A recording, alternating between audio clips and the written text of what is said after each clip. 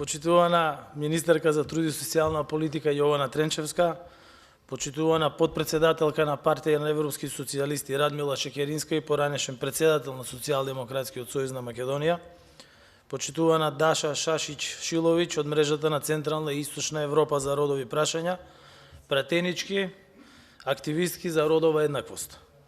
Чест ми е што сум на овој регионален настан на кој се говори за родово базирано насилство.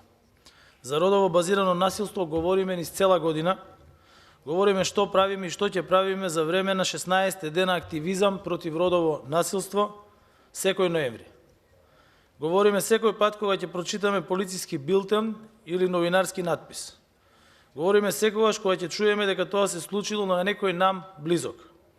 Но она што сметам дека е најважно е дека оваа влада не работи само на говорењето за проблемите.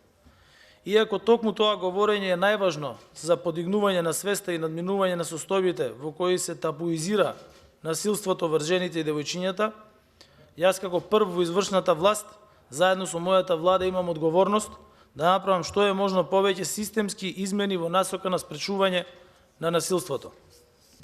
Нашите родови политики се прогресивни политики и тие во овие 5 години се гледаат од најразлични аспекти. Било да разговараме за новиот закон за спречување на дискриминација, новиот закон со кој се остварува правото на жената за безбеден прекин на бременоста и укинување на административните бариери кои го одоговекуваа, или пак за родовото буџетирање, сите тие се насочени кон обезбедување на безбедна и сигурна средина на жената, во која може без притисок да донесе сопствена одлука. Но враќајќи се назад кон темата на родово насилство, важно е да кажеме дека ние сме една од првите земји кои ја ратификуваа и постапуваат по Истанбулската конвенција, но не запревме тука кога е во прашање основниот чекор, односно согласување на потребната легислатива, која ќе овозможи мерки за справување со родовото насилство која корелира со реалноста. Подготвивме и донесовме целосно нов закон за спречување и заштита од насилство врз жените и семејно насилство. Во овој закон целосно ги имплементиравме одредбите од Истанбулската конвенција. Нашиот фокус досега и во иднина ќе биде на практичната примена на легислативата, бидејќи на сите во просторијава ни е јасно дека клучот за успешно справување со родовото насилство лежи во примената и механизмите кои ќе се унапредат во пракса. Законот за родова еднаквост треба да ја зајакне положбата и статусот во општеството и да обезбеди еднаков пристап до ресурси и еднакво учество во донесување на одлуки во сите сфери на општеството. Тој предвидува формирање на секретаријат, чија основна намена е следење на мерките за родова еднаквост.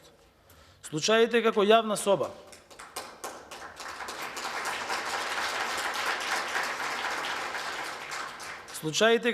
соба ни ги покажаа слабостите на системот, но исто така ни покажаа дека санкционирањето и превенирањето се најважните алки во справувањето со родово базирано насилство. Пресудите на обвинетите во случајот јавна соба обесхрабруваат други повторни појави на вакви случаи, кон што придонесуваат и измените во видувањето на дело демнење, се предвидуваат строги санкции за вознемирување преку интернет. Тоа значи дека секој што неовластено ќе следи, прогонува или ќе се меша во личниот живот на друго лице, вклучително и да воспостави несакан контакт, може да се казни со казна до 3 години затвор и тоа верувам дека ќе направи пресвртница во слободата, која досега ја чувствуваа оние кои без одговорност ги загорчуваа животите на многу жени и девојки, некои поради професијата, некои поради политичкиот или граѓанскиот активизам и слично. Но како и секое горливо општествено прашање, и ова бара заеднички општествени напори. Ние како влада мора да обезбедиме политики и механизми, но тука мора да делуваме координирано со граѓанските организации, со академската фела и со медиумите.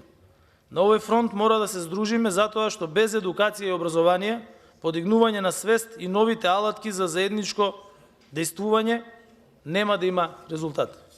Не е доволна решителноста или делување само на владата. Потребно е пошироко консолидирано дејствување кое ќе предизвика широки општествени промени. Со овие промени ја враќаме довербата во институциите, односно обезбедуваме сигурност на оние кои се жртви на секаков вид насилство. Секоја жена, секоја жртва која трпи насилство треба да знае дека не е сама. Државата, институциите се тука за да ги заштитат, но и соодветно да ги казнат сите оние кои сториле каков било вид на насилство. За крај сакам да го заокружам ова моје обраќање со основната причина зошто го правиме сето ова како влада. Затоа што ние мора да излеземе од конзервативните сваќања кои не уназадуваат како општество.